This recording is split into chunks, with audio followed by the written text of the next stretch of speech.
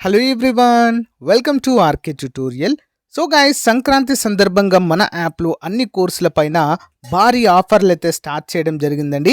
APPSC group 2 mains, అంతేకాకుండా రానున్నటువంటి కొత్త నోటిఫికేషన్కి సంబంధించి ప్రిలిమ్స్ అండ్ మెయిన్స్ మరియు junior assistant notification, endowment executive, APSRTC junior assistant, SI constable, AP మరియు తెలంగాణ హైకోర్టు జాబ్స్కి సంబంధించి ఫుల్ కోర్స్, ఆంధ్రప్రదేశ్ మరియు తెలంగాణకు సంబంధించినటువంటి ఫారెస్ట్ బీట్ ఆఫీసర్ ఉద్యోగాలు మరియు అన్ని ఉద్యోగాలకు సంబంధించి 1 ఇయర్ వ్యాలిడిటీతో కేవలం రూ. 399 పర్ఫెక్ట్ కోర్స్ అయితే లాంచ్ చేయడం జరిగిందండి.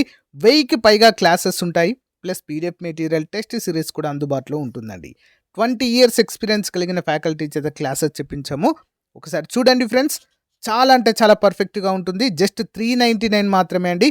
సో 2000 విలువ చేసే కోర్స్ని జస్ట్ 399కి అందిస్తున్నాం కాబట్టి వెంటనే తీసుకోండి, మీ ఫ్రెండ్స్కి కూడా షేర్ చేయండి. ఓకేనా? App link in video description. Download చేసుకొని మీ మొబైల్ నెంబర్తో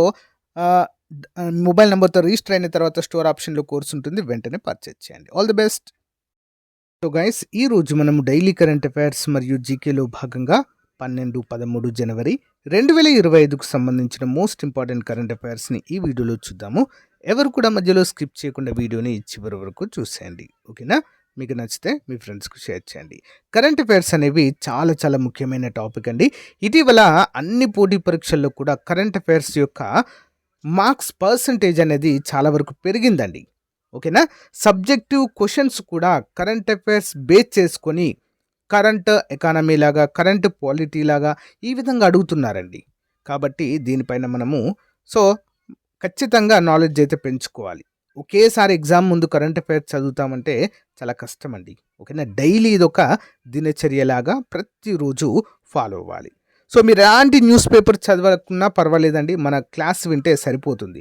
ఆల్మోస్ట్ ప్రతిరోజు వార్తాపత్రికల్లో వచ్చేటువంటి ముఖ్యమైన కరెంట్ అఫైర్స్ మన యొక్క క్లాస్లో ఉంటాయి. ఎట్ ద సేమ్ టైం వివిధ వెబ్సైట్స్లో ఉన్నటువంటి, ఫర్ ఎగ్జాంపుల్ పిఐబి చాలా చాలా ముఖ్యమైనది, తర్వాత హిందూ, వీటి నుంచి కూడా ముఖ్యమైన కరెంట్ అఫైర్స్ కూడా గ్యాదర్ చేసి కాంపిటేటివ్ ఎగ్జామ్స్ పాయింట్ ఆఫ్ వ్యూలో అయితే మీకు అందించడము జరుగుతుంది. కాబట్టి రెగ్యులర్గా ఫాలో అవ్వాలి. ఓకే?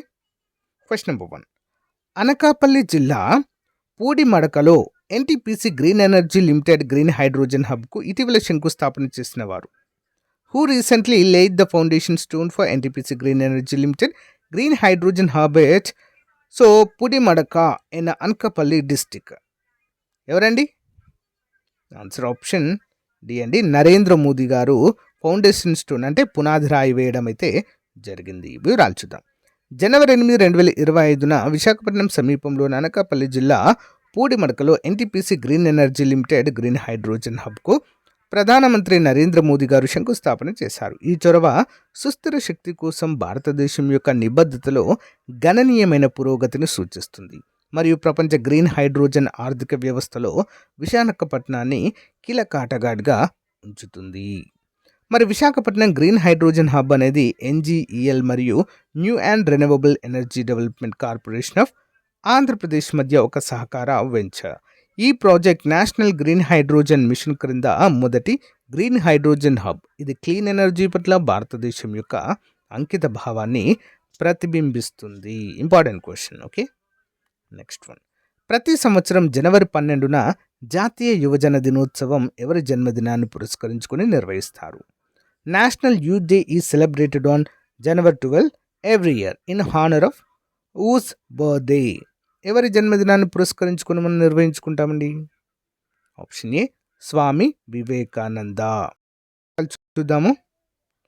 స్వామి వివేకానంద జయంతిని పురస్కరించుకుని ఏటా జనవరి 12న జాతీయ యువజన దినోత్సవాన్ని అయితే మనము జరుపుకుంటామండి. రాష్ట్రీయ యువ దివాస్ అని కూడా దీన్ని పిలుస్తారు.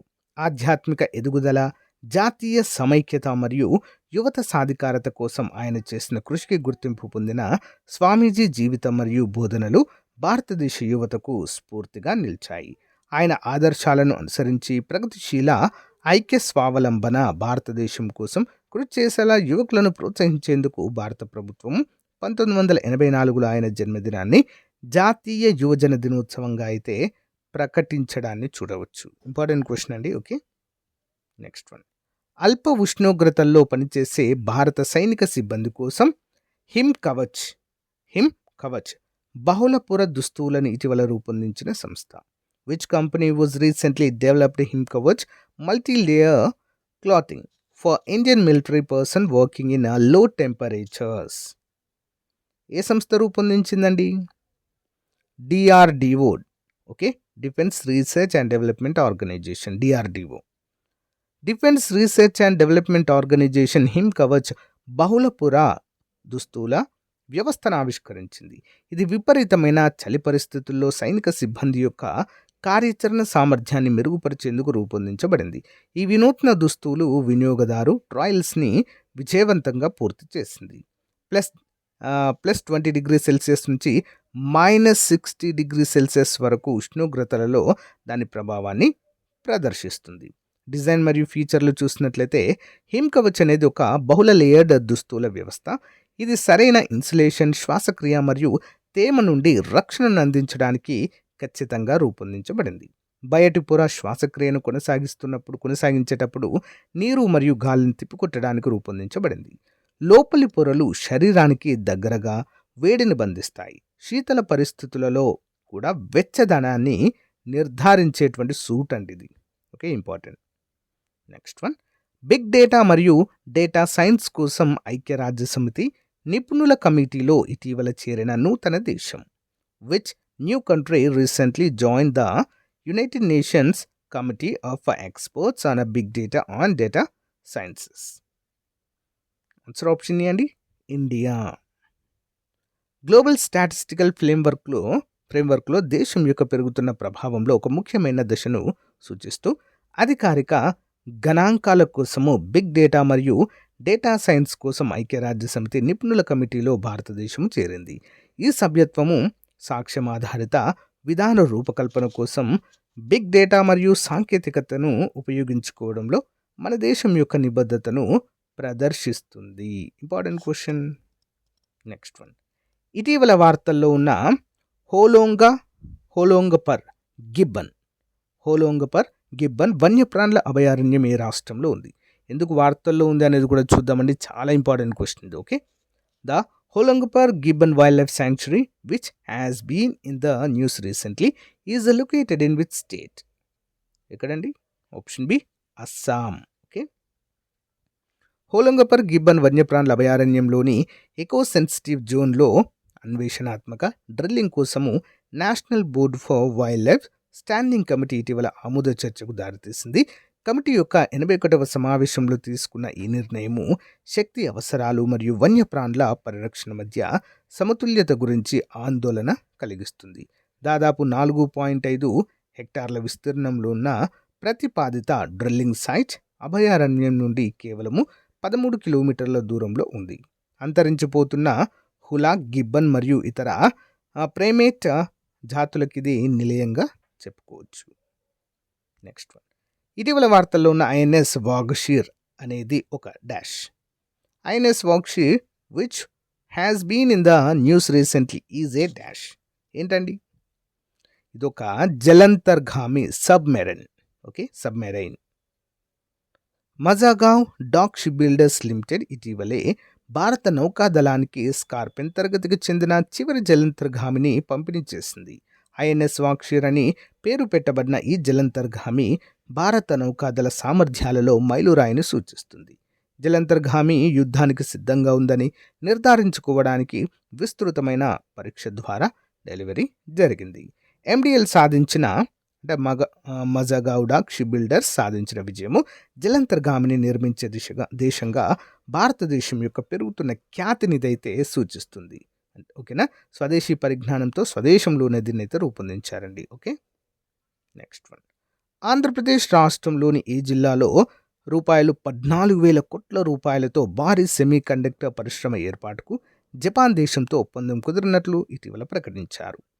In which district of Andhra Pradesh state was it recently announced that an agreement has been signed with Japan to set up a huge semiconductor industry worth 14,000 crores rupees? ఎక్కడండి? కర్నూలులో అండి, ఆప్షన్ బి. ఉమ్మడి కర్నూలు జిల్లాలోని ఓర్వకల్లు పారిశ్రామిక పార్కులో ₹14,000 కోట్ల భారీ semi conductor పరిశ్రమ ఏర్పాటుకు ఒప్పందం కుదిరినట్లుగా రాష్ట్ర పరిశ్రమలు, వాణిజ్యము, సో ఫుడ్ ప్రాసెసింగ్ శాఖల మంత్రి అయినటువంటి టీజీ భరత్ తెలిపారు. ఈ మేరకు జపాన్కు చెందిన ఇటోయో మైక్రో టెక్నాలజీ కార్పొరేషన్, మన దేశానికి చెందిన హైడ్రస్ గ్రూప్ బిఎన్ గ్రూప్ రాష్ట్ర ప్రభుత్వం మధ్య శనివారం హైదరాబాద్లో మంత్రి నారా లోకేష్ సమక్షంలో ఒప్పందం జరిగినట్లుగా ఆయన వెల్లడించారు. సీఎం చంద్రబాబు బ్రాండింగ్, మంత్రి లోకేష్ కృషితో ఈ పరిశ్రమను రాష్ట్రానికి తీసుకురాగలిగామన్నారు. గత నెలలో మంత్రి లోకేష్తో ఈ కంపెనీల ప్రతినిధులు అమరావతిలో సమావేశమై పెట్టుబడులు పెట్టే విషయం గురించి చర్చించారని, ఇప్పుడు ఒప్పందం కుదిరిందని పేర్కొన్నారు. 2.5 ఏళ్లలో ఈ ప్రాజెక్టు పూర్తి చేసేలా ముందుకు వెళ్తామని కూడా తెలియచేయడం అయితే చూడవచ్చు. నెక్స్ట్ వన్, హెల్మెట్ లేకుండా ప్రయాణించే ద్విచక్ర వాహనాలకు పెట్రోల్ విక్రయించకూడదని నిబంధనలు తీసుకొచ్చిన రాష్ట్రం. Which state has introduced regulation prohibiting the sale of petrol to two-wheelers travelling without helmets? ఏ రాష్ట్రం అండి? ఆప్షన్ డి అండి, ఉత్తరప్రదేశ్. ఇది ఒక మంచి చర్యగా చెప్పుకోవచ్చండి. ఇలాంటి చర్యలు ప్రతి రాష్ట్రంలో కూడా అమలు చేసినట్లయితే ఖచ్చితంగా మరి ద్విచక్ర వాహనాల యొక్క ప్రమాదాలను గణనీయంగా తగ్గించవచ్చండి. ఎప్పుడైనా గుర్తుంచుకోండి, మనము బైక్ పైన వెళ్తున్నప్పుడు, ద్విచక్ర వాహనంతో వెళ్తున్నప్పుడు తలకి బలమైన గాయం తగిలినప్పుడు మాత్రమే అది చాలా ప్రమాదంగా మారే అవకాశం ఉంటుందండి. మిగతా ఎక్కడ తాకినా కూడా క్యూర్ చేసుకునే అవకాశం ఉంటుంది, కానీ తలకు తాకితే చాలా ప్రమాదం ఏర్పడుతుంది. కాబట్టి ఈ యొక్క హెల్మెట్ అనేది చాలా ముఖ్యమైనదండి. ప్రతి ఒక్కరూ ధరించాలి. మొదటి ఇనిషియేటివ్ ఉత్తరప్రదేశ్లో అయితే తీసుకున్నారు. రోడ్డు ప్రమాదాలను తగ్గించేందుకు ఉత్తరప్రదేశ్ ప్రభుత్వం కీలక నిర్ణయం తీసుకుంది. ద్విచక్ర వాహనాలపై హెల్మెట్ లేకుండా ప్రయాణం చేస్తే పెట్రోల్ను విక్రయించకూడదని కొత్త నిబంధనను తీసుకువచ్చింది. దీనిపై పెట్రోల్ బంకుల యాజమాన్యాలకు జిల్లా అధికారులు ముఖ్యమంత్రి యోగి ఆదిత్యనాథ్ గారు ఇటీవల లేఖ రాశారు. దీని ప్రకారం ఏటా రాష్ట్రంలో 25 నుంచి 26 వేల మంది రోడ్డు ప్రమాదాల వల్ల ప్రాణాలు కోల్పోతున్నారు. వీటిలో ద్విచక్ర వాహనాల ప్రమాదాలే అధికం. ఈ దుర్ఘటనలకు హెల్మెట్ ధరించకపోవడాన్ని కారణంగా గుర్తించడంతో కొత్త నిబంధనను రూపొందించారు. మరి ద్విచక్ర వాహనం వెనుక సీట్లో కూర్చున్న వారికి సైతము నిబంధనలు వర్తించనున్నాయి. ఇంపార్టెంట్ క్వశ్చన్ అండి. అంటే వెనుక కూర్చున్న వాళ్ళకి కూడా హెల్మెట్ అనేది మ్యాండేటరీగా ఉండాలి. Next one, global energy monitor సంస్థ 2024 నివేదిక ప్రకారము స్థాపిత అణు విద్యుత్ సామర్థ్యంలో భారతదేశ స్థానం. What is India's position in installed power capacity according to the 2024 report to the Global Energy Monitor? Answer option ఏ 4వ స్థానంలో ఉందండి. దేశంలో 700 మెగావాట్ల స్థాపిత సామర్థ్యంతో కొత్తగా 10 అణు విద్యుత్ కేంద్రాల నిర్మాణం చేపడుతున్నట్లుగా కేంద్ర ప్రభుత్వం ఇటీవల వెల్లడించింది. మనలాగే ప్రపంచవ్యాప్తంగా అనేక దేశాలు ఇప్పటికే అణు విద్యుత్ కేంద్రాలతో పాటు కొత్త వాటి నిర్మాణం చేపడుతున్నారు. ఫలితంగా ప్రపంచ అణు విద్యుత్పత్తి గణనీయంగా పెరిగింది. గ్లోబల్ ఎనర్జీ మానిటర్ సంస్థ 2024 జూలై నాటికి అందించిన వివరాల ప్రకారం ప్రపంచంలో కొత్తగా నిర్మిస్తున్న అణు విద్యుత్ కేంద్రాల ద్వారా అత్యధిక విద్యుదుత్పత్తి చేస్తున్న దేశం చైనా. ప్రపంచంలో మరి ప్రస్తుతము అత్యధిక అణు విద్యుదుత్పత్తి చేస్తున్నది అమెరికా. చూద్దాం.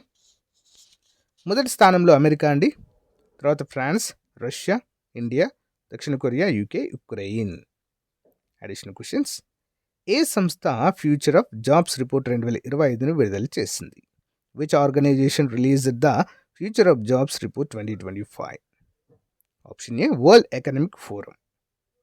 నెక్స్ట్, ఫ్లెమింగో ఫెస్టివల్ 2025ని ఏ రాష్ట్రంలో జరుపుకుంటారు? Flamingo festival 2025 is celebrated in which state? Option D అండి, ఆంధ్రప్రదేశ్. భారతదేశం యొక్క మొట్టమొదటి commercial utility scale battery energy storage system ఏ ప్రదేశంలో ఉంది? India's first commercial utility scale battery energy storage system is located at which place? Option A Kilokari, దక్షిణ ఢిల్లీలో ఉందండి కిలోక్రీ. నెక్స్ట్ వన్, ప్రపంచ హిందీ దినోత్సవం 2025 యొక్క థీమ్ ఏంటి? What is the theme of the world Hindi day 2025? Option C a global voice of unity and cultural pride. Next one, iron లోపాన్ని అంచనా వేయడానికి ఎనీమియా ఫోన్ టెక్నాలజీని సంస్థ అభివృద్ధి చేసింది. Which institution as developed anaemia phone technology to access iron deficiency. Option B అండి, Cornell విశ్వవిద్యాలయం, United states. So guys, ఇది ఈ రోజుకు సంబంధించిన మోస్ట్ ఇంపార్టెంట్ కరెంట్ అఫైర్స్. మీకు నచ్చితే లైక్ చేయండి, తప్పకుండా మీ ఫ్రెండ్స్తో షేర్ చేయడం మాత్రం మర్చిపోవద్దు. Thank you, have a nice day.